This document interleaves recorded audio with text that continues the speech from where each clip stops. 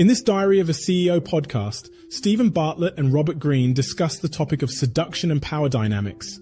Greene, an expert on power strategies, wrote a book about seduction which he believes is a high form of power that people can use to get others to do what they want. He explains that seduction is a mating ritual that cannot be achieved simply by swiping on dating apps, but requires an understanding of body language and psychology. Greene then talks about the difference between vulnerability and insecurity and how they impact relationships. He explains that vulnerability is a natural human quality that people possess. And when someone is willing to show their vulnerability, it allows the other person to feel comfortable and form a connection. On the other hand, insecurity stems from a wound inside a person and makes them so self-absorbed that they are unable to get out of it, which in turn makes the other person feel awkward and insecure.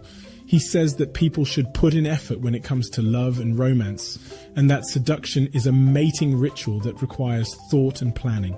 He advises against being lazy and taking someone for granted, and instead recommends dressing nicely and taking the person to a place that has some thought put into it.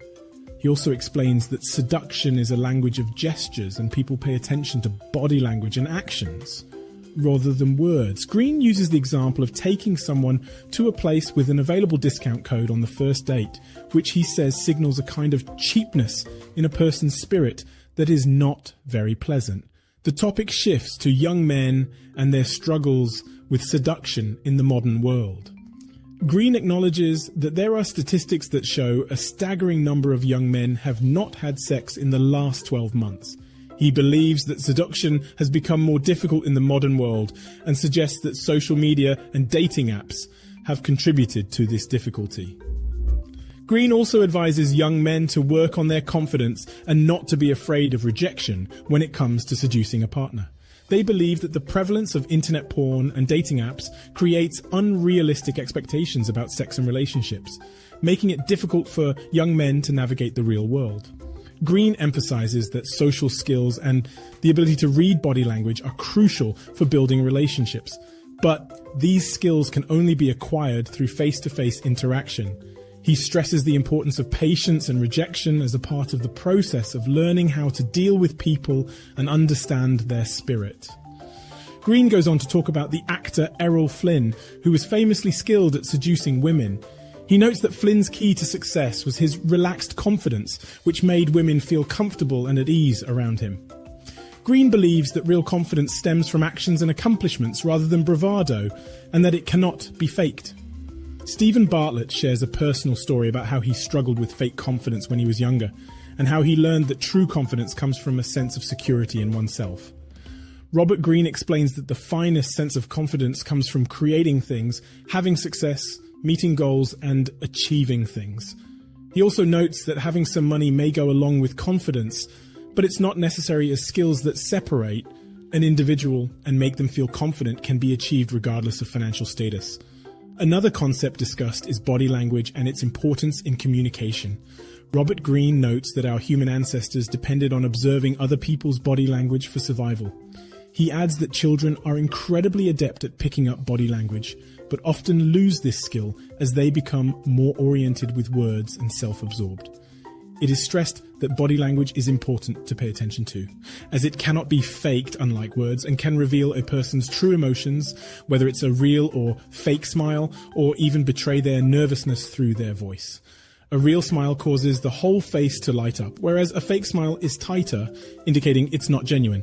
Another example is the difference between a person's body language when they're confident versus when they're desperate. Someone who lacks confidence may not even be aware that their body language is exuding desperation, while someone who is confident may lean out and wait for the other person to lean in. Greene explains that body language is a language that can reveal a lot about a person's emotions, confidence, and leadership qualities. He emphasizes the power of being able to master it, citing the example of a man named Milton Erickson, who, after being paralyzed from the waist down and only being able to move his eyelids, became the greatest reader of body language in history. Greene advises against feeling like you have to monitor every aspect of your body language at all times, saying that the critical solution is to improve your sense of self, feel confident and secure, and radiate those feelings through your gestures naturally. He suggests that it is equally essential to learn how to read other people's body language, which can be achieved through study and observation. Greene goes on to discuss his book, Mastery, and explains that it was his response to the worry he had that young people who were reading his previous books thought that manipulative tactics were the key to success. He emphasizes the need for people to know how to create and master a subject and build something that lasts, as it is an essential component to success, in addition to being good with people. Robert Greene discusses the importance of mastery and the idea that true skill can only be achieved through time, repetition, and the creation of neural pathways in the brain. He emphasizes that the notion of instant gratification through the internet is causing individuals to become alienated from these natural processes, leading to a lack of development of skill and difficulty in life. Greene also emphasizes that the idea of passion can be misleading, as true mastery requires effort and tedium before the thrill can come. He suggests that discovering one's life task or connection to a skill or activity that they have love for as a child or young adult is crucial in the pursuit of mastery. He suggests that everyone possesses one or more forms of intelligence, as outlined in Howard Gardner's The 5 Frames of Mind, and that individuals should connect with this early on in their lives. Greene argues that one's 20s is the most important phase of life for discovering and developing these skills. He stresses that a job offering the greatest learning opportunities is more valuable than one with the highest pay. Greene further advises individuals to focus on outward observation rather than trying to impress others in their early career phases. Greene emphasizes the need to observe and learn from others while also avoiding negative influences. He suggests that individuals should strive to be a sponge and absorb valuable skills and heuristics. Additionally, they discuss the concept of learning by doing and how this technique aligns with the way the human brain operates. Greene explains that our brains are wired to learn through action and that individuals should take advantage of this by being hands-on and actively making things. Greene also shares a personal experience and how it has changed his life. In 2018, he had a stroke that left him with partial paralysis on the left side of his body. He emphasizes the difficulty of having to learn new life skills at 62 years old and how this experience has reminded him of the importance of not taking life for granted. He describes how it impacted his life and how it forced him to relearn and readjust his way of living. He talks about the frustration of losing his independence and how difficult it was to accept that he was no longer able to do things he previously took for granted. Greene emphasizes the importance of appreciating what one has. Furthermore, Greene explains that when something like this happens, there is often a degree of unfairness surrounding it, as in his case, where a wasp sting caused a clot that led to the stroke. He was already worn down from finishing his book and forgetting his blood pressure medication, which led to his blood pressure rising before the wasp sting incident. These circumstances had led to a perfect storm. However, Greene states that he cannot think in terms of what-if scenarios because the reality is too painful to imagine. Instead, he likes to focus on the fact that someone was there to save his life, and he is grateful for that. Moreover, the experience of the stroke and the journey of rebuilding has given Greene more empathy towards others who are struggling in life, whether physically, emotionally, or financially. He says that he understands more viscerally now what it's like to feel helpless and dependent on others, which has deepened his understanding of others' struggles. He talks about how his level of delusion led him to believe that he would recover quickly, but he soon realized how difficult the recovery process was. This realization led to depression when he plateaued in his recovery process, and he had to accept that his life would never be the same again. Robert explains that he found other pleasures and joys in life to deal with his depression. He mentions that writing and meditation have been his saving grace. Writing gives him a sense of purpose and helps him remain focused.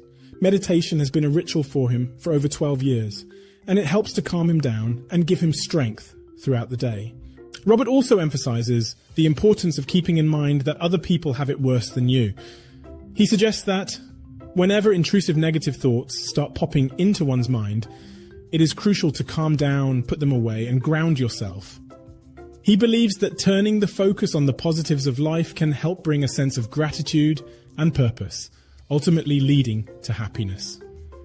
Robert's observations on the importance of perspective, gratitude, and finding purpose in life can be helpful for anyone struggling with their own subjective struggles.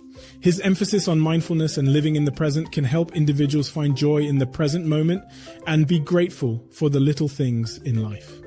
He talks about losing his independence and now needing help with basic tasks like getting food, and how his wife has been his support system and has been instrumental in helping him through his journey. He emphasizes how important it is to appreciate the little things in life that we take for granted, like being able to read a book while sitting in the park.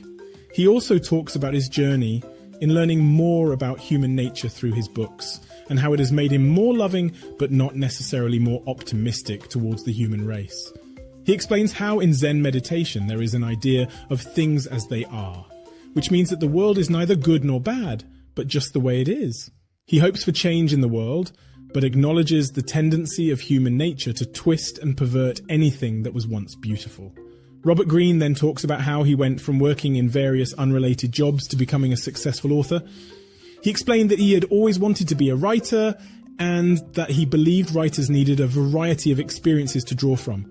He had different jobs, including construction, working in a detective agency, being a tour guide, and teaching English to gain these experiences. However, by the time he was in his late 30s, he was experiencing depression and suicidal thoughts. Greene had a chance encounter with a man in Italy who was a book packager. When the man asked if he had any book ideas, everything Greene had experienced came out. He realized that despite the different times and settings, people played the same manipulative games for power. The book packager believed it could be a book and agreed to pay Greene to live while he wrote half of it.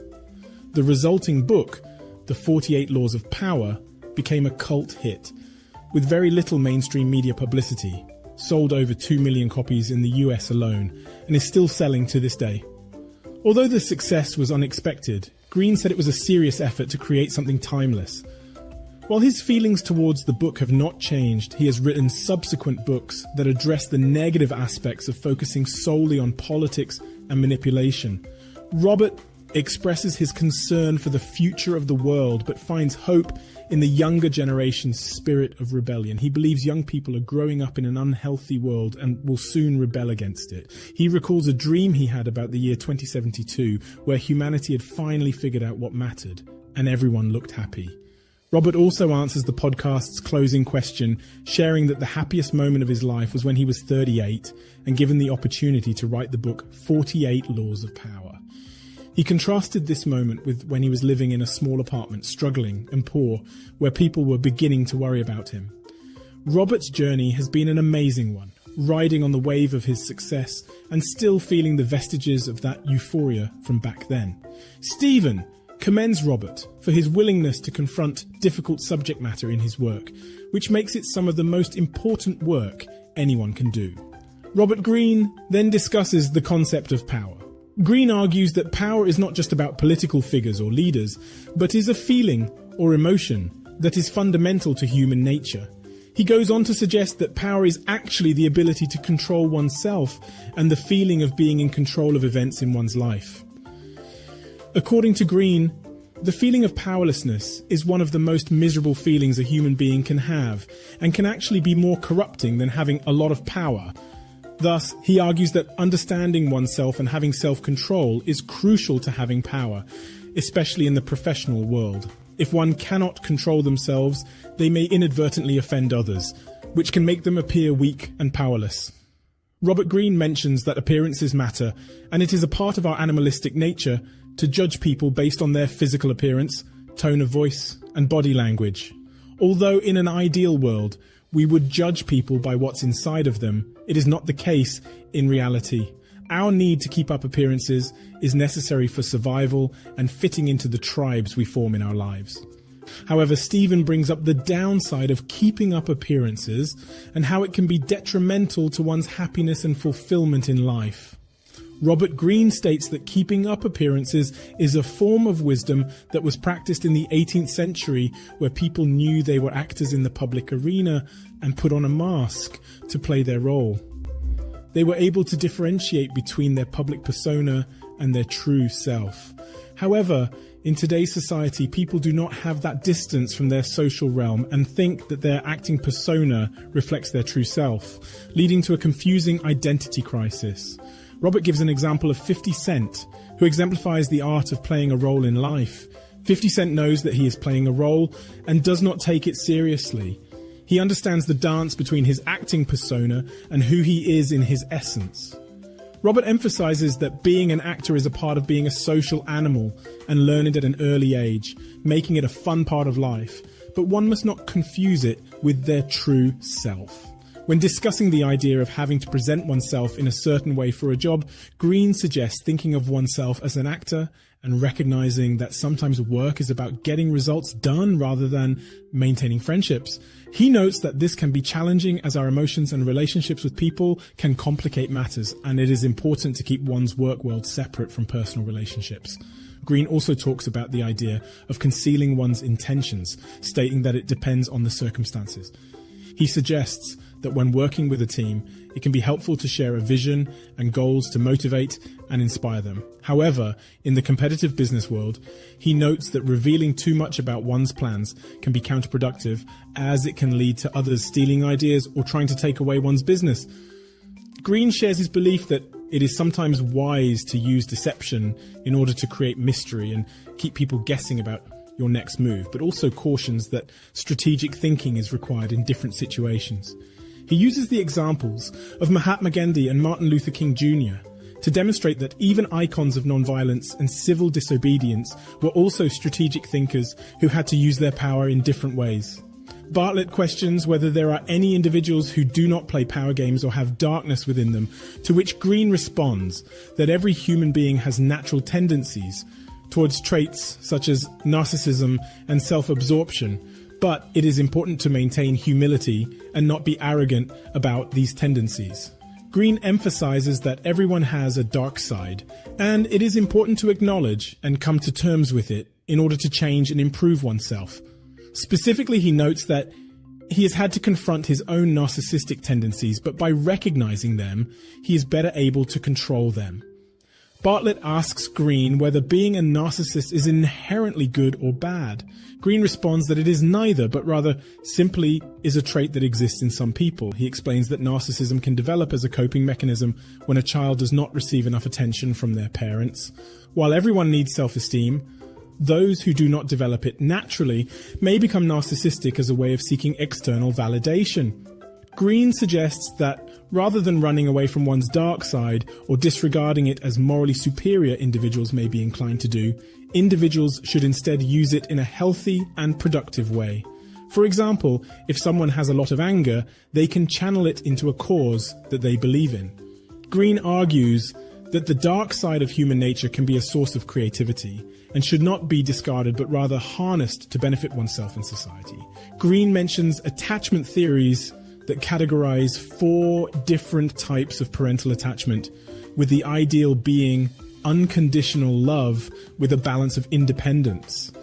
However, some of the most charismatic and successful people come from very bad families and learn to be resourceful, while some who have everything don't go very far because they don't know how to find things for themselves. Greene also talks about his book, The Art of Seduction, and the psychology behind seduction as a form of power. He distinguishes between cold seducers, those who are after money or sex, and warm seducers, where both parties are playing a game of courtship. The qualities of a great seducer, according to Greene, include being outer directed and able to make the other person feel pleasure and excitement, ultimately influencing them without them even realizing it. Greene suggests that seduction is about absorbing and entering the other person's psychology and world, and reflecting that back to them in a way that validates and recognizes them. He notes that people rarely pay attention to each other on a deep level, which makes validation and recognition even more powerful. An anti-seducer, on the other hand, is someone who preaches and moralizes, lacks generosity, and is closed off and defensive. Greene also differentiates between vulnerability and insecurity in terms of seductiveness. Vulnerability, he suggests, is seductive because it allows for openness and a sense of being influenced by the other person's spirit. Insecurity, on the other hand, is anti-seductive because it arises from a sense of defensiveness and closedness. Vulnerability is also attractive because it brings out protective and caring qualities in people, such as the desire to help or comfort someone who is vulnerable. Overall, This discussion highlights the importance of paying attention to and valuing the other person's inner world in the process of seduction, as well as being open and vulnerable in a way that allows for mutual influence and connection. Check out the full podcast by clicking the link in the description below.